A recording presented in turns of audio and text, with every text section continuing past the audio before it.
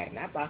Karena di dalam pemikiran mereka segala sesuatu yang masuk akal, ya, itu adalah yang benar, dan segala sesuatu yang tidak bisa diverifikasi oleh rasio, maka hal itu termasuk adalah believe it or not, dan karena tidak bisa diverifikasi, maka tidak dijamin kebenarannya, gitu kan?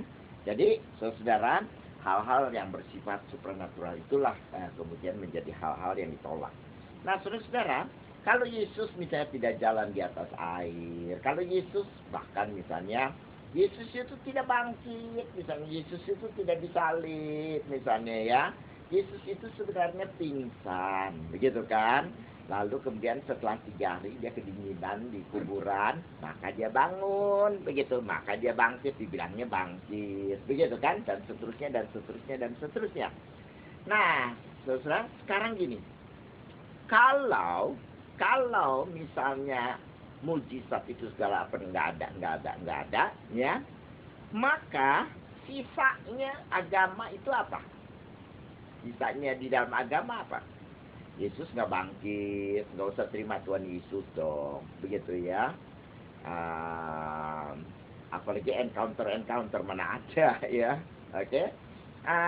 Kalau begitu agama tinggal apanya?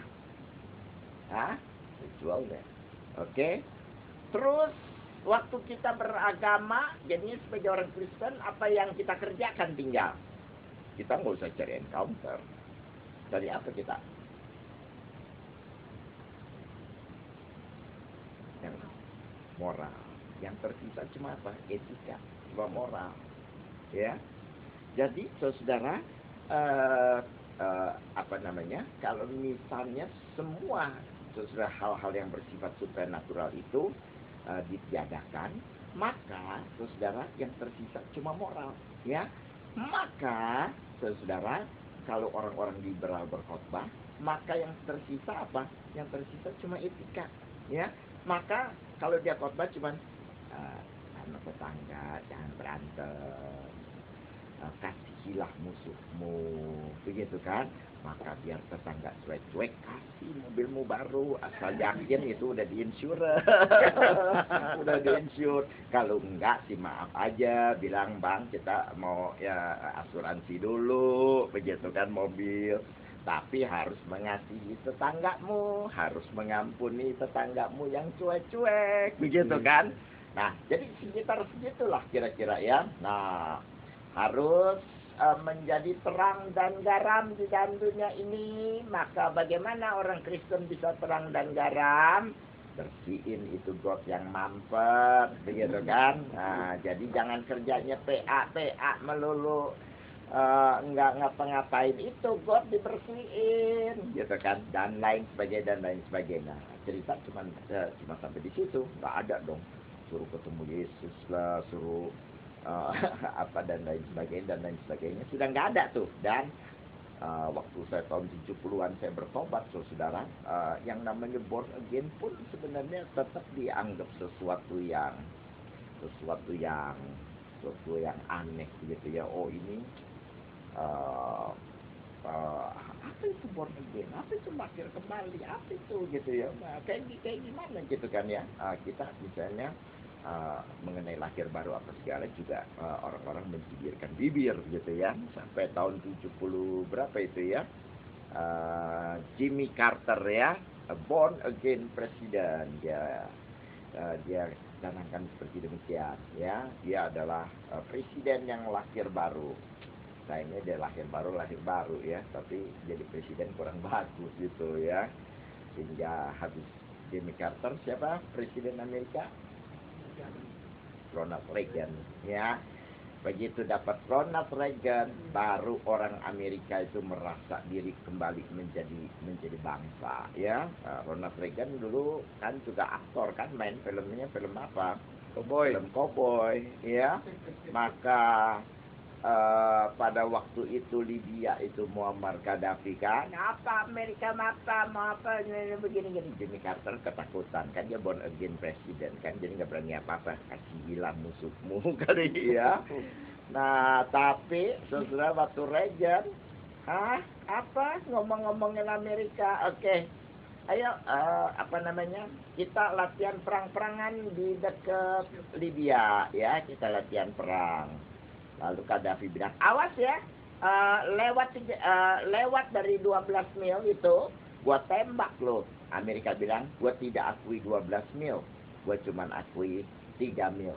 Jadi kita main apa di perairan itu namanya perairan internasional. Nah, saudara, jadi dia masuk deh, ya, dekat begitu kan. Langsung Libya keluarin kapal perangnya, begitu keluar kapal perangnya, tembak langsung jatuh, 2 kalau nggak salah, tenggelam. Maka ya simpen deh semua kapalnya, kalau nggak ikut tenggelam semua kan, ya, nah, langsung simpan. Dan pagi-pagi deh Amerika kirimin deh 2 sosis kan ke kemahnya Gaddafi kan, persis jatuhnya ke tetangga. Maksudnya apa? Kita sih kalau mau geser dikit tadi bisa, ya. Tapi kita enggak, jatuh ini ke tetangga, maka lu jangan banyak ngomong lagi, begitu kan. Nah, habis itu langsung berapa tahun itu Gaddafi itu tidak berani ngomong, baru belakangan aja memang sudah ditentukan Tuhan mau jatuh dia, baru dia ngomong, ya. Tapi bangsa Amerika waktu itu bisa mendapatkan identitasnya, sekarang bangga lagi dia sebagai bangsa, ya. Dulu kalau waktu saya sekolah, saya bilang sama orang Amerika, lu kalah lu di Vietnam, lu, dia marah-marah. Gitu ya. Nah, itu saudara, tapi begitu ya. Jadi kalau kita tidak menerima hal-hal yang bersifat supranatural, maka yang ketinggalan sama kita etika. Maka begini loh, tapi sebenarnya meskipun saudara barangkali kita ini sebagai orang Kristen yang menerima mujizat, tapi barangkali saudara dalam kehidupan kita, ya, yang kita coba usahakan waktu menjadi orang Kristen, sebenarnya barangkali kita lebih mengusahakan cuma moral, saya rasa, ya. Kita yang kita perhatikan di dalam beragama cuma don't and do, begitu kan? Sebab kalau acara tanya jawab misalnya, ya, saya cuma ditanyain, Pak, ini boleh nggak, itu boleh nggak, ini boleh nggak, itu boleh nggak. Artinya yang menjadi pertanyaan dan pergumulan daripada jemaat cuma ini boleh apa enggak, begitu. Ini harus dikerjain, ini nggak boleh, ini boleh nggak, ini boleh, ini nggak boleh. Oh begitu misalnya kan. Nah, saudara, dan itu yang dikerjakan oleh kita sebagai orang percaya, bukan, ya. Nah, tetapi saudara, kalau kita ngomong jujur juga, pada waktu kita mengerjakan bagian moral itu, bagian etika itu, akhirnya kemudian kita sendiri juga tidak berhasil untuk membuat kehidupan kita bisa mengikuti don'ts and do's yang sebenarnya dicanangkan atau kita pelajari dalam hukum Taurat, ya. Sehingga kemudian kita sebenarnya juga tidak lakukan, ya, don'ts and do's itu. Jadi sepanjang kita jangan bunuh orang, jangan tusuk orang, begitu kan? Jangan terlalu jahat, begitu ya. Kalau tipu-tipu orang dikit-dikit ya jamak lah, ya, cincai lah, gitu ya. Kita kalau dagang bohong-bohong dikit, oh sudah jamak semua, mana ada dagang nggak ada itu, ya. Jadi tadi bicara sama Pak Hartono, ya. Jadi nggak ada tuh kita dagang-dagang orang Kristen kayak nggak Kristen kayak, ya pokoknya kalau dagang ya begitu, begitu. Kalau nggak jangan dagang, katanya tadi. Buka apa ya? Buka toko kelontong juga tetap nipu pajak, ya. Jadi, nah saudara, jadi kita tuh sebenarnya sebagai orang Kristen nih, ya, ya asal kita jangan terlalu jahat dah sampai berantem, ya, sama tetangga, punya rumah tangga, ya, perang-perang, saudara, ya jamak lah, begitu kan, ya. Asal jangan sampai pecah bom di rumah, begitu kan. Nah, saudara, yang kita lakukan itu sebenarnya itu, ya, sehingga kan nggak heran kan kalau kita tanya begini, ada nggak orang nggak Kristen yang lebih baik dari orang Kristen? Nah, kita selalu mengatakan jelas ada, dan celakanya begini. Kalau saya tanyakan, ada nggak orang nggak Kristen yang lebih baik dari orang Kristen? celaka ini jadi jemaat jawabnya, oh banyak katanya gitu ya. Nah celaka bukan, bahwa ternyata sesuai kita sebagai orang Kristen ini dengan don'ts and do's yang kita gumuli, ternyata kita tidak bisa mewujudkannya, begitu kan? Ya. Nah, saudara, jadi kita sebagai orang Kristen akhirnya cuma berjalan seperti demikian, berjalan di dalam etika yang pas-pasan, begitu kan? Dengan kelakuan yang tidak berubah dan sebagainya, sehingga akhirnya saudara, itulah sebabnya saya rasa sebenarnya kita punya kekristenan jadinya sebenarnya mati, ya. Nah, saudara, di sini kita lihat bahwa sebenarnya Paulus mengusulkan, ya, apa yang kita boleh istilahkan sebagai passionate spirituality lah, gitu, ya. Saudara, spirituality yang bukan sekedar hidup mengikuti legalisme, ya. Seperti anak sulung di dalam perumpamaan The Prodigal Son kemarin kan, ya. Jadi saudara, kita tidak usah melakukan semua itu saudara, padahal hati kita juga sebenarnya tidak suka untuk melakukan hal itu, saudara. Maka yang perlu kita punyai, saudara, adalah bahwa a passionate spirituality, ya, satu spiritualitas yang sebenarnya kita bisa lakukan dan kerjakan dengan lebih passion, ya, dengan lebih penuh kesungguhan, antusias, bukan sesuatu yang terpaksa, bukan sesuatu yang diharuskan, tetapi sesuatu yang kita inginkan, ya. Karena kekristenan, saudara, hidup Kristen itu bukan sekedar hanya menjalankan segala sesuatu yang diperintahkan oleh hukum Taurat, bukan? Kalau makin kita mau seperti demikian, semakin kita lihat bahwa kita memang tidak bisa melakukannya, ya. Nah, kalau enggak, saudara, memang kita lihat akhirnya sebenarnya cuman bahwa kehidupan Kristen kita itu sebenarnya adalah satu kehidupan yang tetap berdasarkan hukum Taurat, ya. Padahal, saudara, Paulus mengajarkannya kita harus mempunyai passionate spirituality. Yang kayak gimana, saudara? Paulus mengatakan hiduplah oleh roh, live, ya. Atau sebenarnya, saudara, dalam bahasa Ibrani saya rasa lebih dekat, saudara, kepada walk, ya, walk in the spirit ketimbang live in the spirit, ya. Nah, saudara, walk in the spirit sebenarnya, dan itu merupakan sesuatu perintah yang diberikan oleh Paulus, saudara, di dalam bentuk present imperatif. Satu kalimat perintah yang diberikan di dalam present tense, artinya sesuatu yang harus dilakukan terus menerus, ya. Keep on living by the spirit sebenarnya. Kalau kita terjemahkan secara hurufiahnya, ya, di dalam present tense itu keep on living by the spirit. Dan saudara perhatikan, kalau kita keep on living by the spirit, sebagai akibatnya adalah you will not gratify the desires of the flesh. Jadi, saudara, di dalam apa yang Paulus kemukakan di sini, hiduplah oleh roh, hiduplah bersama dengan roh, berjalanlah bersama dengan roh, maka kamu tidak akan menuruti keinginan daging. Nah, saudara, jadi sebenarnya Paulus menyuruh kita untuk pertama hidup dulu, berjalan dulu dengan roh, baru kemudian, saudara, kita bisa mengalahkan keinginan daging, ya. Nah, saudara, sehingga dengan demikian kita bisa menjalankan, saudara, perbuatan-perbuatan atau segala sesuatunya, saudara, itu yang kita lakukan adalah seperti demikian, ya. Kita sudah sering, ya, kita membaca Galatia pasal 5, kita akan membaca habis setelah bagian yang kita baca, misalnya kita lihat kan buah roh, ya, misalnya ayat 22. Tetapi buah roh ialah kasih, sukacita, damai sejahtera, kesabaran, kemurahan, kebaikan, kesetiaan, kelemah lembutan, dan penguasaan diri. 9, saudara, ya. Jadi, apa yang kita kerjakan di dalam kehidupan kita?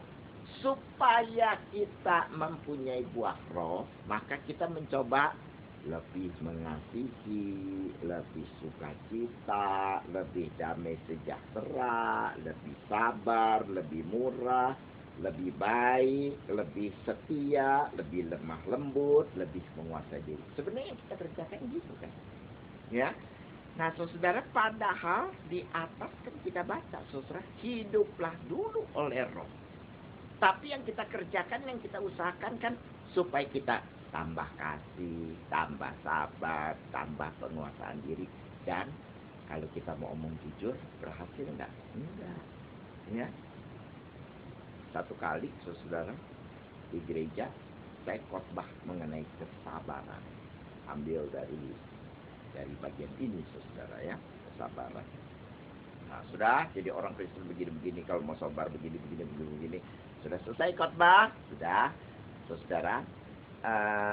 Gereja kami itu di Greenfield itu, saudara, di perumahan, ya, perumahan. Jadi kalau mau masuk itu, saudara, biasanya mereka kasih karcis, ya, kecuali kamu punya stiker. Kalau kamu nggak punya stiker, kamu dikasih karcis. Karcisnya kecil, segini gitu, ya. Nggak bayar. Masuk perumahan mana boleh bayar, ya. Emangnya punya siapa itu pelataran kan? Jadi masuk ke rumah itu nggak bayar, ya. Tapi kalau karcis hilang, bayar 20.000, gitu, ya. Itulah sebabnya dia kasih karcisnya kecil, dengan harapan supaya itu karcis hilang dong, betul nggak ya? Sebab nggak bayar, ini kan nggak bayar, gitu kan? Tapi kalau karcis hilang, nah noban, begitu kan? Nah, jadi seringkali saudara itu kalau majelis itu ya menghitung uang, saudara ya. Yang ada itu bukannya duit tapi karcis parkir. Jadi artinya rupanya dia main cabut dari kantong begitu ya. Ya mungkin ada juga lah duitnya tapi sama karcis parkirnya sekalian gitu kan. Nah, saudara, jadi setelah kalau keluar kita kasih karcis dulu kan, kasih karcis baru keluar gitu kan, tetap dijaga. Nah, kami kebaktian satu tuh kira-kira 1.100, 1.200 lah ya. Jadi keluar lewat dua pagar lah, satu ke sono, satu ke sini, saudara ya. Semua itu mesti pakai karcis, ya. Nah, saudara, jadi ada satu mobil ini, ya. Rupanya karcisnya hilang, gitu kan. Lalu dia cari, ya gitu ya. Mana tadi ya? Man tadi karcis taruh di mana? Ih, mana tahu lu, kamu yang terima kok tanya saya. Iya, tapi saya taruh di mana? Iya, mana saya tahu. Lu bilang dong kali ini gue taruh sini ya, nanti gue ingetin juga bantuin gitu kan ya. Tadi rasanya taruh sini kok nggak ada. Ya artinya lu nggak taruh situ, begitu kan? Wah, sambil berantem sama istri, begitu ya.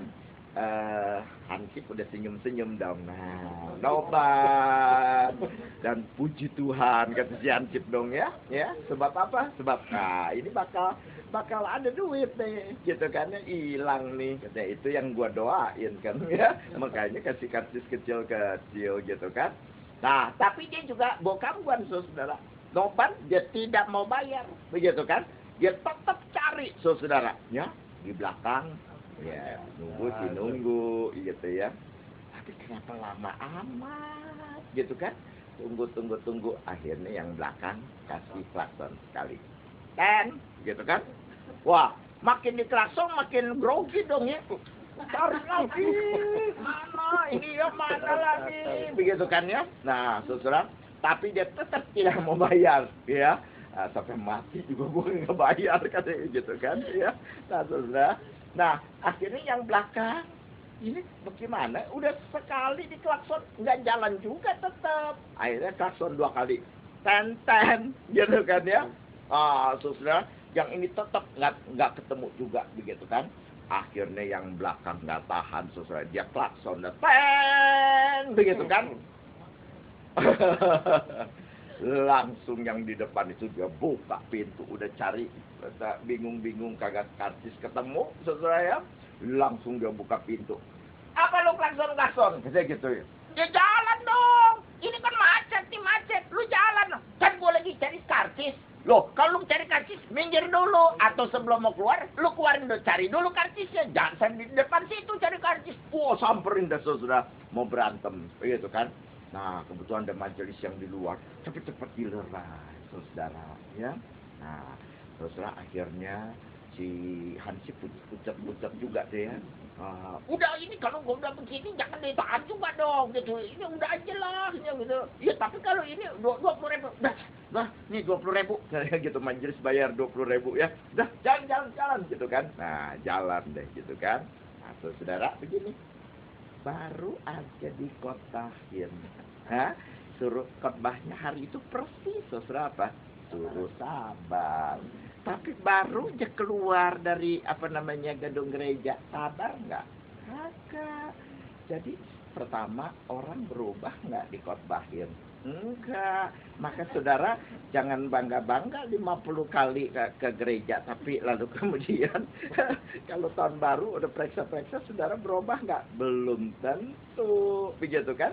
Karena yang kita usahakan lebih sabar, lebih murah hati, lebih kasih, lebih setia, lebih apa. Nah, kita mencoba etikanya itu, don'ts sama do's-nya itu yang kita cobain ya, wujudkan dalam kehidupan Kristiani kita, tapi kita tidak berhasil. Nah, saudara, itulah yang satu hal yang kita lihat, saudara, begini. Ya, Paulus makanya berkata, hiduplah oleh Roh, berjalanlah bersama dengan Roh.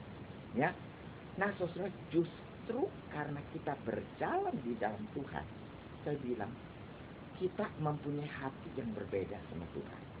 Ya, nah saudara, selama 2 tahun di situ juga saya juga melihat begitu. Ya, jadi selama ini sekalipun kita juga jadi pendeta, misalnya kan kita mencoba, misalnya kita menjadi lebih baik, menjadi lebih sabar, menjadi lebih, tapi tidak berhasil.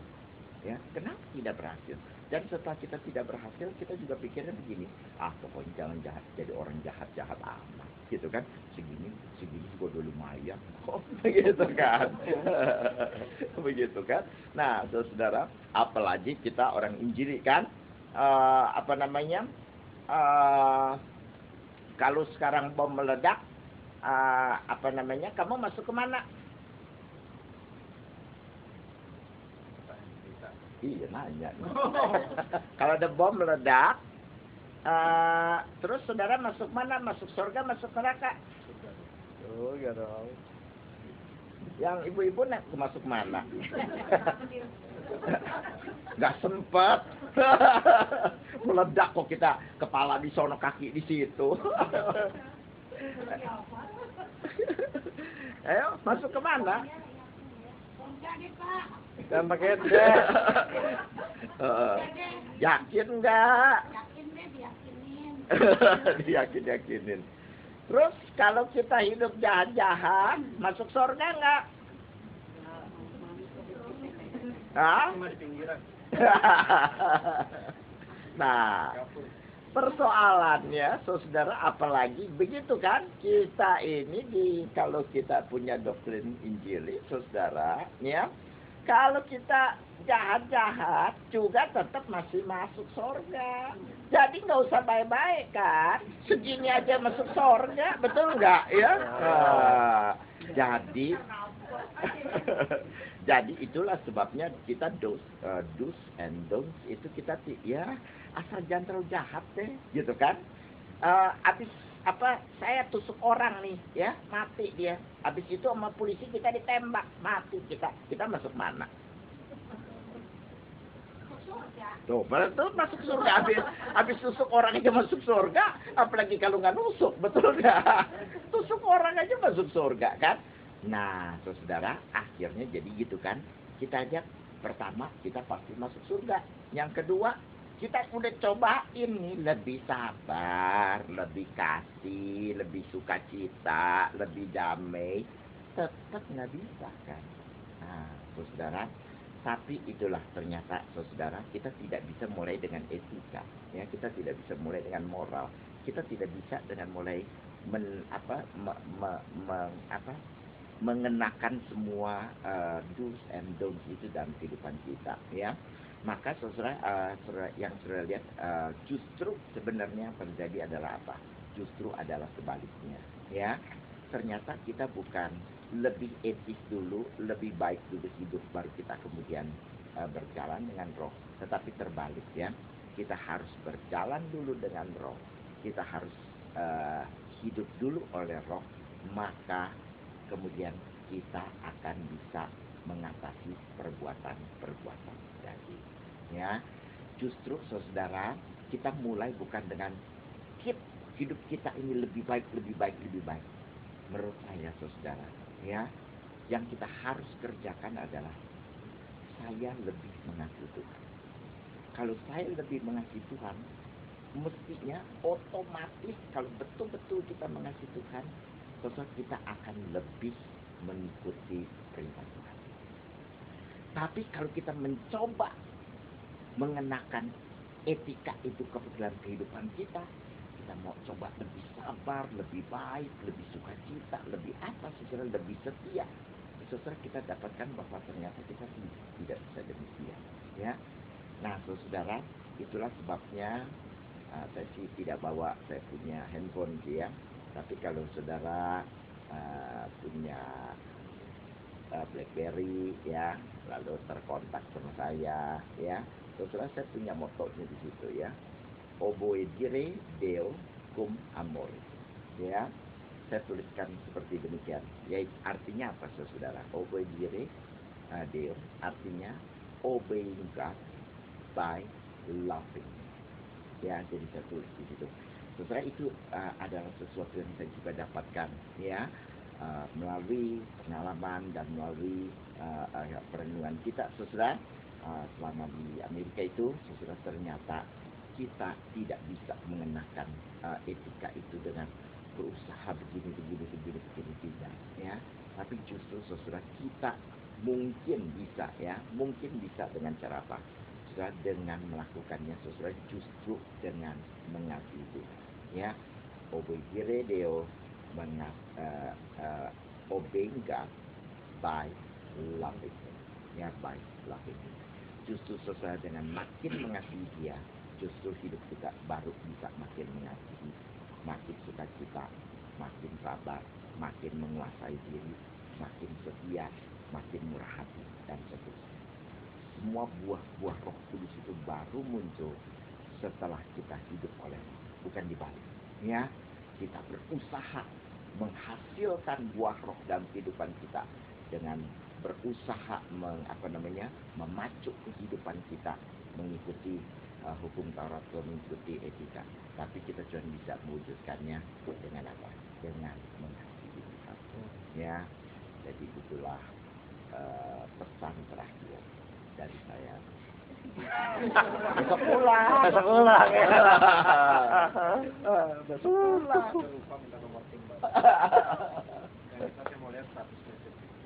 Iya. Jadi seperti itu, demikian ya. Jadi biarlah kita menjadi jemaat yang mengasihi Tuhan. Dan kalau nanti tahun depan misalnya barangkali Tuhan berikan kesempatan ketemu lagi, saya lihat orang-orang yang sudah berubah, ya, yang diubahkan oleh Tuhan. Saya foto itu tuh, Pak. Ya, jadi foto itu.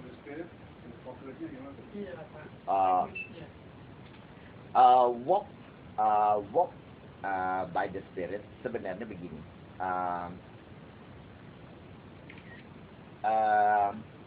Jangan terlalu memisahkan antara, kan Allah Tritunggal ya, Tuhan Yesus, Spirit dan sebagainya. Sebab Spirit itu sendiri, kalau dalam Yohanes, dia akan bersaksi mengenai Kristus. Ya, jadi walk in the Spirit sebenarnya sama dengan walk with Jesus. Gitu. Ya, sama ya. Sebab Allah Tritunggal kan, walk with Jesus, walk with the Spirit sama, begitu kan ya. Nah, jadi kita harus hidup dengan bagaimana dengan kehadiran Kristus di dalam kehidupan kita, dalam kehidupan sehari-hari. Ya, kehidupan Kristus, berhidup bersama dengan Kristus di dalam kehidupan sehari-hari. Bagaimana? Seperti yang kemarin saya katakan kan, Agustinus berkatakan begitu kan, you were there but I was. Ya, Tuhan itu sebenarnya kan adalah Tuhan Immanuel, Tuhan yang lihatlah aku selalu bersama-sama dengan engkau. Tuhan kita ada Tuhan yang bersama-sama dengan kita. Nah, dia tuh selalu. Cuma persoalannya adalah mata kita itu tidak terbuka. Saudara ingat cerita um, pembantunya Elisa?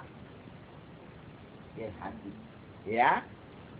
Lalu kemudian kan sudah, tapi bacanya baru Kejadian 1 kok. Kalau ke situ mana ingat ya. Nah, jadi dia waktu itu sering kasih tahu Raja Israel, awas nih Raja Aram mau nyerang, gitu kan. Nah, Raja Israel siap-siap, gila nih siapa yang bocorin, gitu kan. Nah, akhirnya punya selidik Raja Aram tuh tahu, oh yang kasih tahu tuh selalu itu, ya itu nih Nabi Elisa nih selalu kasih tahu nih, begitu kan. Maka dia bilang kita bunuh dulu ini Nabi. Jadi dia kirim tentaranya, dia mau bunuh itu Nabi Elisa, kan. Nah, lalu bujangnya, wah Tuhan itu tentara Aram itu mengepung kita dengan tentara apa, dengan kereta, dengan apa dan sebagainya. Lalu kemudian Elisa kan tenang-tenang. Aduh, lu kesianan bener lu, katanya gitu ya. Lalu dia berdoakan, Tuhan, tolong dong bukain matanya. Dan begitu mata Gehazi itu terbuka, lalu yang dia lihat apa? Di seluruh gunung itu, tentara daripada Tuhan itu jauh lebih banyak daripada tentara Allah. Sehingga kalau mereka maju itu ada tentara dari Tuhan yang lawan mereka. Nah, persoalannya adalah apa? Gehazi tidak lihat, punya mata tidak melihat. Begitu. Nah, kita pun juga gitu. Tuhan kan adalah Tuhan yang bersama dengan kita. Kalau Natal kan Immanuel, Immanuel, Immanuel kan. Artinya apa? Immanuel, God with us. Tuhan bersama dengan kita. Kapan Tuhan bersama dengan kita? Kalau Natal doang, Immanuel. Hah? Atau setiap hari nih, dia adalah Allah yang tinggal bersama dengan kita. Nah, jelas kan, aku akan menyertai engkau sampai pada akhir Matius 28. Jadi di awal Immanuel sampai akhir juga aku menyertai. Persoalannya Yesus menyertai kita kapan? Apa waktu kita berdoa? Apa waktu kita ke gereja? Atau setiap waktu? Setiap waktu. Cuma apa? Mata kita yang gak terbuka. Kita yang gak lihat dia itu. Maka yang namanya walk in the spirit adalah aware. Cuma kelihatannya sih gampang sih, ya. Cuma sebenarnya aware, belajar aware, Jesus is with me, gitu. Ingat, Jesus is with you, gitu.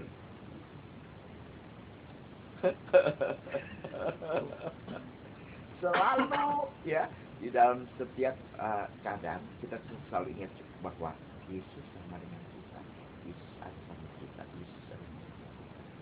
Dalam segala keadaan Yesus ada sama-sama. Jadi sebenarnya kerohanian itu sih ya, yang namanya spirituality, sebenarnya kalau mau dipikir ya as simple as kita itu sepanjang kita bisa aware bahwa Jesus is with us, that is spirituality. Bukan yang bagaimana yang susah-susah, enggak, sederhana, aware bahwa Jesus is with me and He is always with me. Dia aware. Kan seperti Yakub, cerita Yakub waktu dia habis diburu beberapa kakaknya kan dia lari, terus dia tidur, terus dia bangun. Dari situ waktu dia habis bermimpi baru dia bilang, oh Tuhan juga berada di sini. Dia baru aware, dia baru buka. Tapi bagaimana caranya aware itu? Dia kan juga pasti tahu. Bagus. Jadi sebenarnya aware itu sebenarnya gampang bener ngomongnya ya. Ya tinggal aware gitu ya, sebenarnya gampang. Tapi saya setuju kalau akhirnya kita tuh cuma aware aja itu dalam kehidupan, that is not easy. Maka sebenarnya begini, makin banyak encounter, makin kita bisa aware. Makin kan si Yakub kan, oh aku nggak sangka Tuhan juga ada di sini, gitu kan? Tapi encounter dulu, jadi dia baru rasa, oh iya, begitu ya. Jadi apa namanya? Ya kita berjalan selalu bersama dengan Tuhan, dan di mana ada encounter, di mana ada pelajaran daripada Tuhan, di situ kita belajar aware. Ya. selalu honestly speaking begitu. Ini pertama kali saya ke New Zealand kan, belum pernah tahu saudara-saudara itu gimana, kita juga nggak tahu, ya. Maka sebenarnya pelayanan di sini tentu saya cukup gentar, begitu kan, ya. Jadi beberapa kali saya kalau email-emailan sama Pak Kiki, tolong doakan untuk pelayanan di sini, ya. Dan itu memberikan selalu satu support ya. Kami di sini setiap Selasa ya Pak ya, setiap Rebo ya. Setiap Rebo itu ada selalu kami akan selalu doa begitu ya. Nah saya rasa Tuhan sangat memberkati ya. Bukannya saya, sekali lagi kan selalu Tuhan kan. Nah di situ betul-betul saya merasakan begini. Betul-betul di dalam selalu ketidakmampuan kita ya, theology of weakness kan ya, kita tuh selalu menyerah kepada Tuhan, tapi akhirnya saya lihat bagaimana Tuhan memberkati kalian gitu, ya. Tapi saya yakin itu juga karena apa? Karena doa kalian hari-hari gitu. Ya bisa terus doakan hal ini sehingga akhirnya Tuhan bisa bekerja dengan luar biasa. Nah hal itu kembali buat saya adalah satu encounter gitu ya. Jadi saya sendiri tidak sangka sampai seperti begini misalnya begitu ya, di dalam pelayanan. Maka saya sangat bersyukur sekali dan jelas-jelas itu semua adalah daripada Tuhan ya. Sebab apa? Sebab ya pada waktu sebelum pergi saya udah pesan tolong doakan begitu ya. Dan akhirnya jemaat berdoa. Saya rasa hasil daripada jemaat berdoa ya diterima ya. Jadi itu juga buat saya itu adalah satu encounter ya. Dan saya tidak tahu nih siapa yang ikut berdoa hari Rabu, ayo. Dia di rumah Pak. Ikut bantu. Soalnya dia berkepentingan dia ketua panitia, jadi dia mesti berdoa meskipun di rumah ya. Satu pertanyaan singkat Ya. Tuhan Yesus selalu bersama kita. Tapi kalau kita baik curiosity, kita pergi ke tempat yang dokumentasi atau pengen tahu lebih baik, dia masih bersama kita atau dia caw waktu solita teritori itu? Dia sama-sama kita, tapi dia sedih betul. Dia sama-sama kita, ya. Dia maunya kita jangan deket-deket ke sono kan. Even by curiosity. Ya, by curiosity ke, by laughing at ke, by ke, ya gitu ya. Tapi dia bilang jangan main gituan lah, jangan deket-deket gituan lah, ya. Lebih baik curiosity sama aku gitu ya. Sama aku kamu nggak curiosity, sama setan kamu curiosity gitu kan. Boleh itu. Sama darah Kristus kamu nggak curiosity, sama paku yang buat nyantet gitu kamu. Bukan apa sih itu yang dimaksudnya apa ya, apa susuk yang gitu ya misteri daripada kesatuan bersama dengan Kristus kita nggak kurios gitu ya.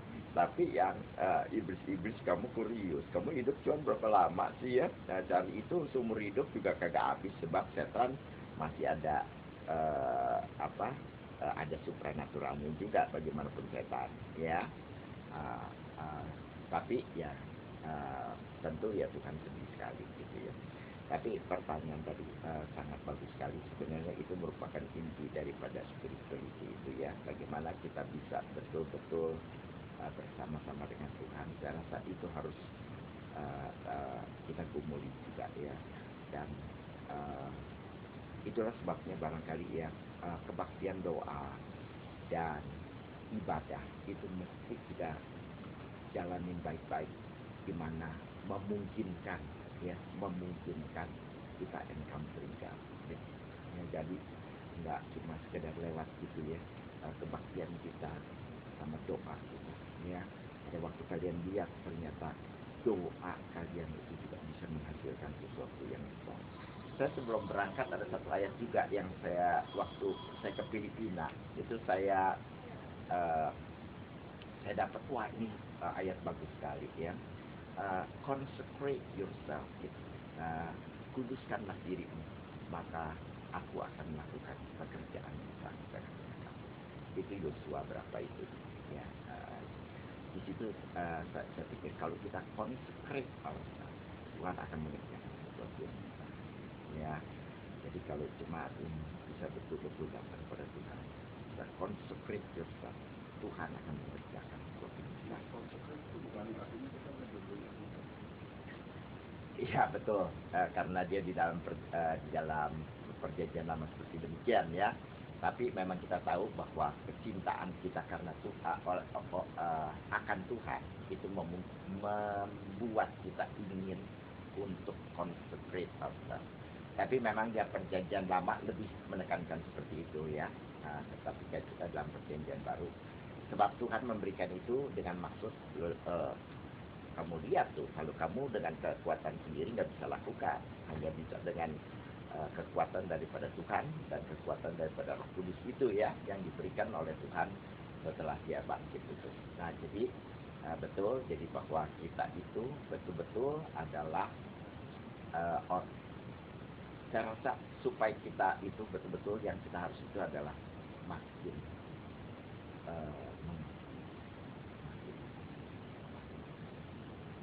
tapi itu kita terus belajar bagaimana kita bisa ya.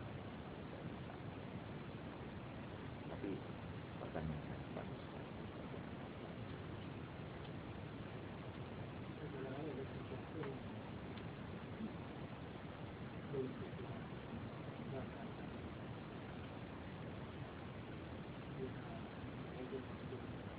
Itu di luar ada doa.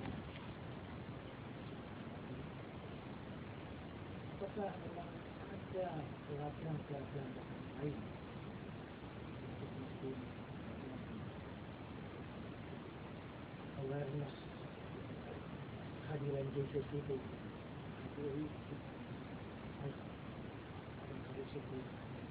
Di samping biasa yang umum, kebaktian yang biasa yang umum yang orang sudah menjadi ritual gitu. Apakah ada sesuatu yang lain untuk menopang begitu supaya mungkin mengasah awareness itu? Ya di dalam pengalaman saya sendiri yang Tuhan berikan pada waktu saya ke Amerika ya. Tetapi yang saya lihat sekarang banyak sekali juga akhirnya diikuti oleh penulis-penulis Protestan seperti Richard Foster, Dallas Willard ya. Akhirnya ada beberapa hal di mana mereka itu menekankan kepada solitude ya. Jadi saya di saat ini ada pelatihan, ada training, ada ceramah itu buat awam ya. Yang pas saya ini pada waktu itu dibikin karena Benny Solikin sebelumnya bikin dalam bentuk khotbah gitu kan. Jadi yang kedua ini juga di dalam bentuk preaching series gitu ya. Tapi saya buat begini, pertama kita ujian, tapi saya ajak betul-betul mereka itu tidak ada pujian yang boleh dinaikkan cuman sebelum kita mendengarkan firman Tuhan misalnya gitu ya, tidak ada begitu. Saya tetap bilang sama worship leadernya, satu lagu pun kita nyanyi, tetap kita satu lagu itu betul-betul bawa mereka kepada Tuhan gitu ya. Habis itu lalu kemudian saya memberikan preachingnya, lalu kemudian saya berikan waktu 20 menit untuk silent ya. Rata-rata di dalam 20 menit itu paling banyak yang saya dapatkan responnya adalah mereka rasa damai. Nah itulah yang saya bilang gini, di tengah-tengah kita terlalu hektik bekerja, sebenarnya barangkali kalau kita diam di hadapan Tuhan itu ternyata itu bisa menolong begitu. Tadi kita berbicara lagi ke Pak Tomo juga ya, yang kita di atas tadi. Be still and know that I'm God. Nah, know that I'm God itu hasil pada waktu kita bistil. Diamlah dan ketahuilah bahwa akulah Allah. Maka pengetahuan bahwa dialah Allah itu didapatkan melalui kita berdiam. Gitu. Diam, maka kita ketahui. Begitu. Ya, maka kita ketahui mengenal Tuhan itu karena kita diam. Nah, jadi beberapa ini waktu ini jadinya kita lihat bahwa ternyata orang mulai kembali kepada hal itu. Saya sedang membaca buku Growing Soul. Itu sebenarnya satu buku juga ditulis oleh satu orang Protestan. Sebenarnya bapaknya itu ahli di dalam pelayanan pemuda. Bapaknya itu Mike Yaconelli. Ini anaknya Mark Yaconelli, gitu kan? Dia sekolah ke SFTS, San Francisco Theological Seminary, itu yang Presbyterian punya, ya, SFTS. Tetapi rupanya dia juga banyak belajar mengenai hal ini, ya, sehingga dia juga menekankan mengenai solitude dan juga mengenai discernment itu, ya, dia menekankan itu, ya. Dan dia sekarang mulai latih, yang saya senang, ya, dan lucunya adalah gini, dia sebenarnya melawan bapaknya. Bapaknya itu kasih ide kan, bagaimana breaking the ice, gitu kan, bagaimana mainnya, bagaimana penyampaian kebenarannya itu mau disampaikannya dengan cara apa, mainnya gimana, atau apa, terus doanya apa segala begitu, ya. Bapaknya tuh jadinya ceritanya pelayanan pemuda melalui mainan, gitu. Bagaimana kita main gitu, ya, supaya katanya anak muda jangan bosan.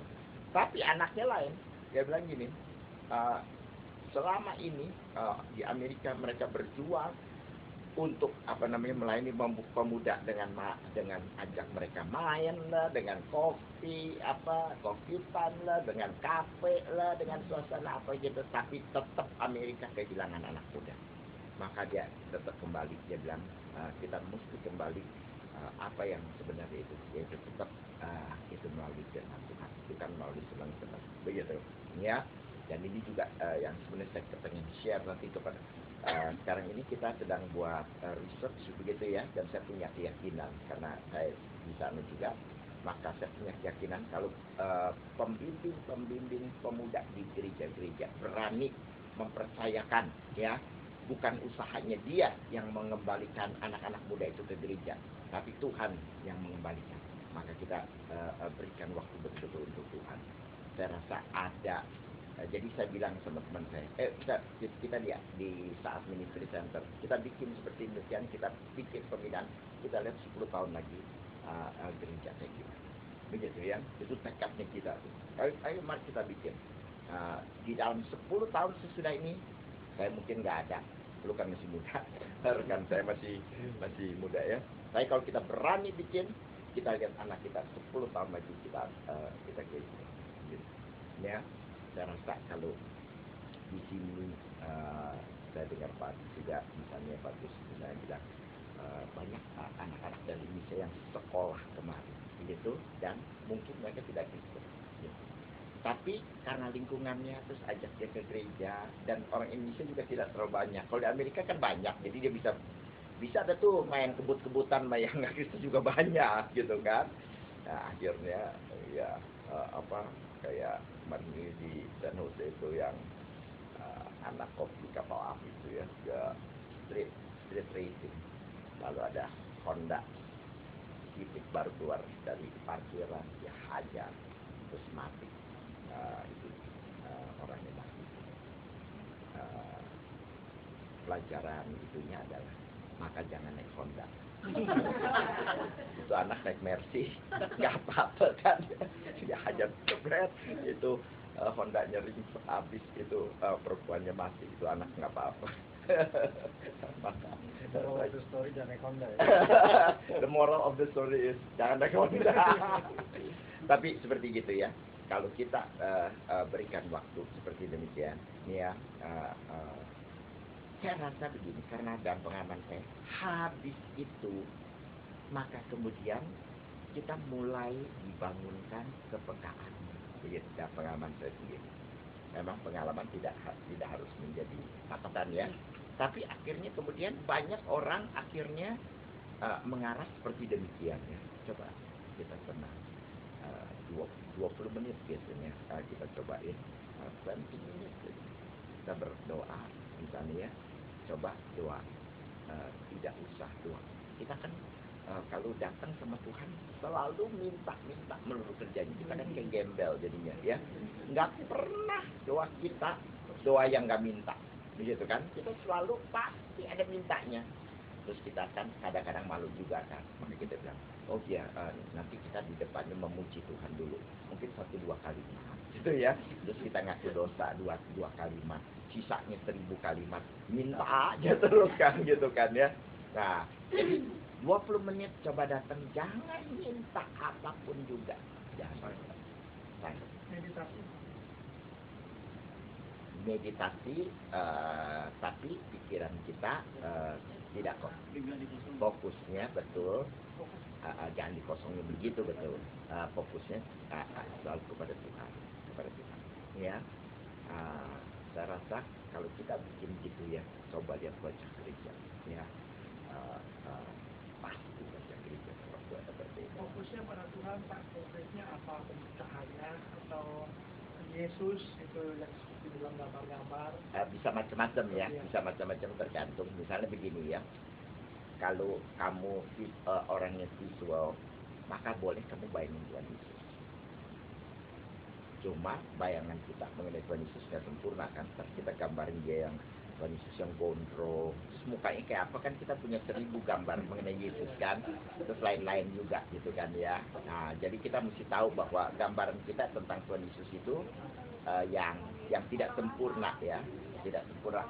Karena Tuhan Yesus sengaja lahirnya dia waktu itu nggak ada Kodak, nggak ada Fuji film gitu loh ya, belum ada apalagi megapiksel bikin potret dia kan gitu. Jadi sengaja tuh nggak ada, dan juga nggak ada tukang lukis dia loh gitu ya.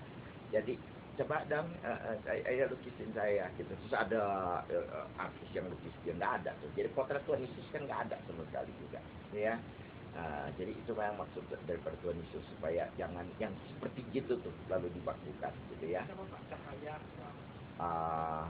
Nanti saya kasih lampu lah Pak. Pasangin lampu dah. Gak usah cahaya-cahaya juga nggak apa-apa kan ya.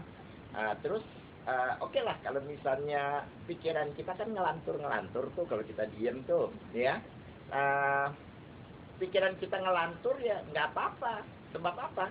Sebab kita dari kecil itu terlatih multitasking kan, begitu ya. Coba kamu bayangin aja, kamu sambil nyetir di Indonesia itu bisa bebek sambil denger lagu gitu ya. Tiga hal bisa dikerjain sekaligus gitu kan.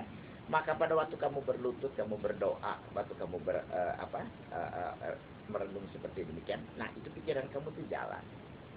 Tapi biarinin pikiran itu seperti kalau kamu masukin pasir ke air ya. Waktu pasir kamu masukin ke air, apa yang terjadi? Airnya keruh ya.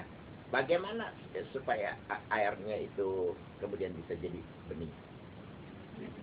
Didiemin, betul ya. Makin kita coba begini, kita tekan pasirnya itu makin iya, didiemin.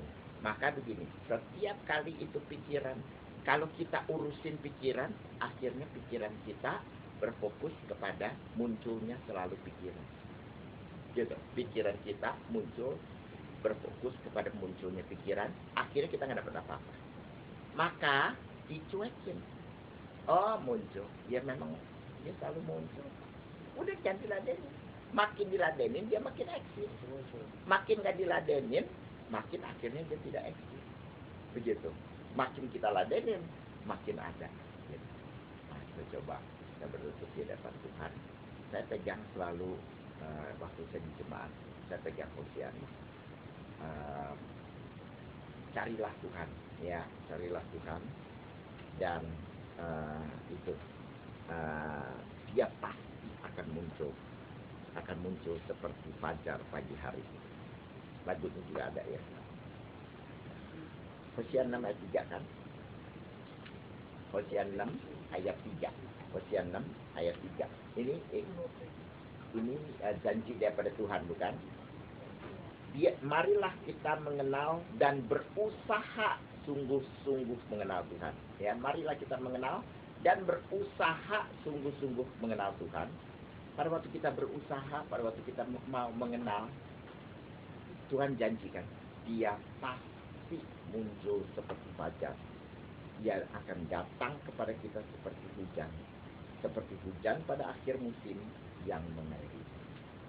Nah, itu 6 ayat 3. Janji daripada Tuhan.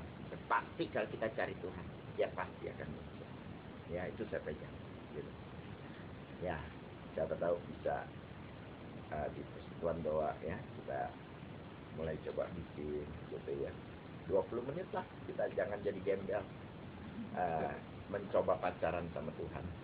Ya, kata just enjoying gitu ya. Saya punya anak kan, anak orang. Tapi kita kan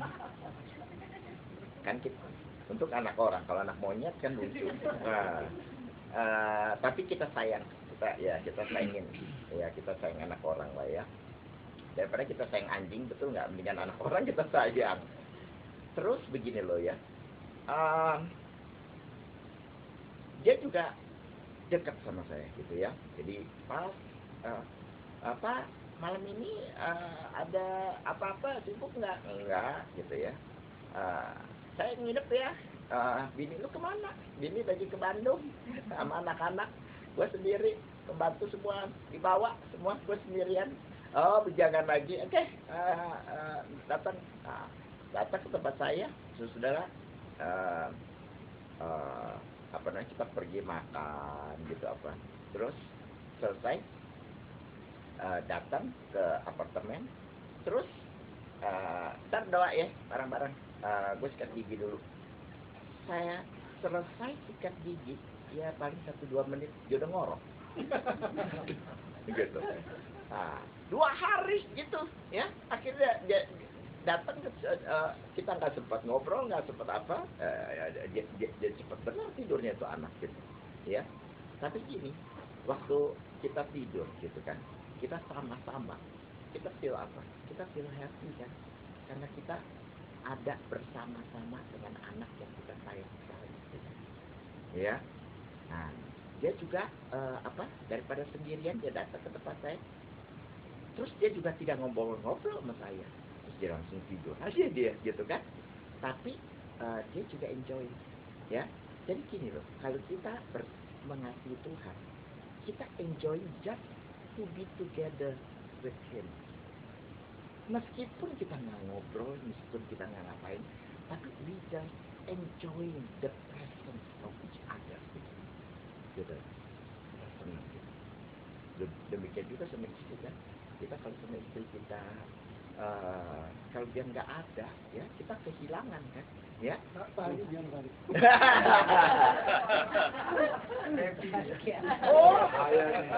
Pertanyaan berbahaya.